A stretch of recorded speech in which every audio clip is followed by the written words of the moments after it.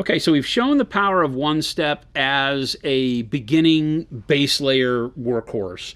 It allows you to put a single layer over that bright pre-shaded base coat and make it look like you've done a ton more work than you've actually done. So here's the confidence builder. Here's the fun maker, right? Get a lot of models done very quickly to a very high level, even painting with hard to paint colors like yellow, and making skin tones look really good right out of the gates. So boom, you can get so much closer to done very quickly with just one step and the special sauce medium. But now let's take it that extra step. What happens as you want to start building more volumes and vibrancy with highlights?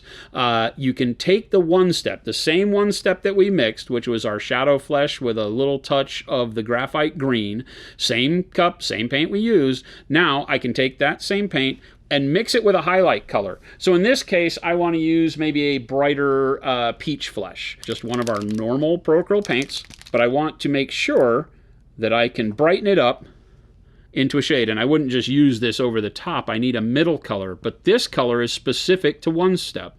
So I don't have a shadow flesh graphite green color in your main line. You've mixed two colors together that have equaled a third you don't have. So how do you make sure that you can get a good tint, tone, and shade of that color? Simple. Just take the regular paints, right? I'm going to put a little bit of that peach flesh in there and mix that up. It doesn't get any easier than this.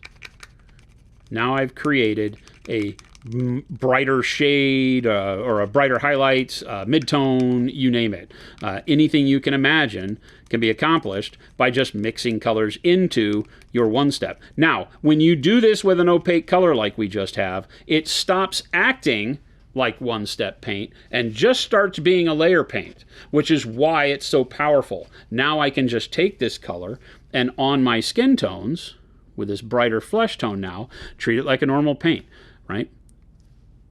Wick it off my brush, make sure I get my consistency right, and then I can come in here and very quickly start moving into a little bit more advanced painting where I'm giving myself better highlights, building my volumes better, all with the same paint that I used to do that quick base coat, which makes this super, super powerful because there's no guesswork on what do I highlight it with. I don't have a color in my collection that matches that mix or that one step color. Now it doesn't matter. Just come in here and very quickly, right over the top, start blending and highlighting however you feel fit. We have those muscle striations, and just start building your own highlights.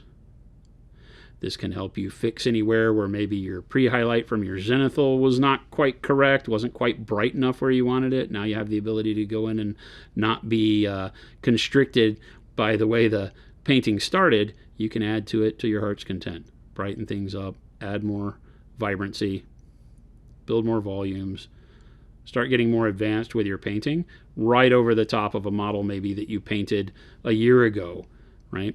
In this fashion with the one-step paints. So no model is ever finished when you start this way because you can always build on top of it however you like.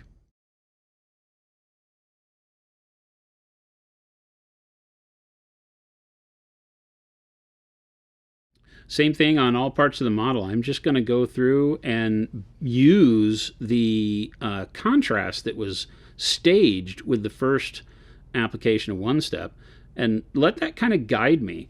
The one-step application shows me the brightness on the high spots, and I'm just going to trace that in with my new highlight color.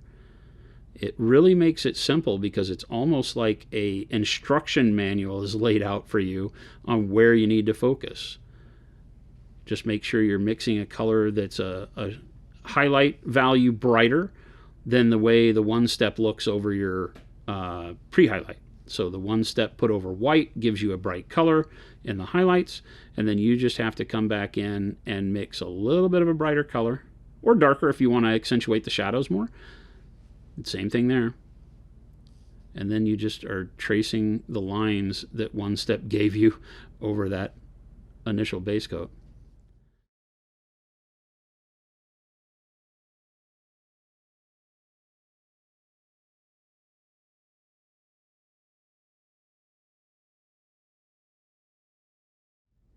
So one step can get as advanced as you'd like. You can keep highlighting this and shading it, putting magenta on the cheeks, whatever colors you want to add. You always have the power of starting with that one step color as your mixing base to highlight it where you need to go, to add it back into shadow colors if you want, to mix it however you like. So along that same line, let's add a little bit of olive flesh to our dark golden brown mixture that we used on the skulls, and we'll show you how you can apply this with a dry brush to pull out highlights if you want to use a simple technique again that allows you to do another highlight layer on top of your one-step base. So again, I'm just going to take the olive flesh.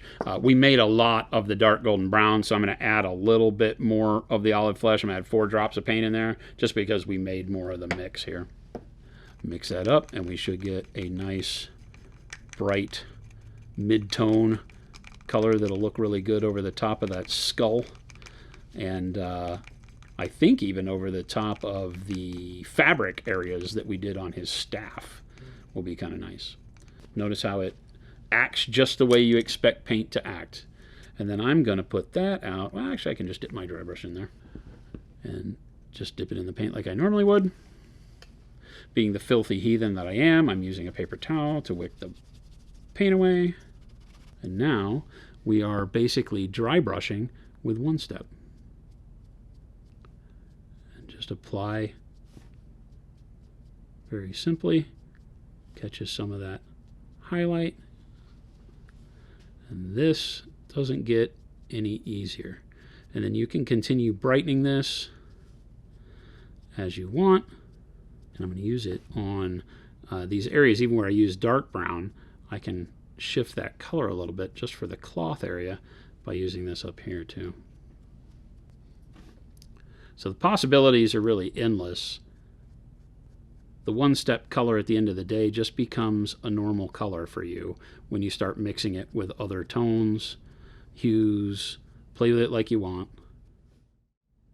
Makes it super simple to keep spicing up your miniature to the point that you're comfortable. You can imagine taking this level by level by level into a more rich presentation every time you learn a new technique.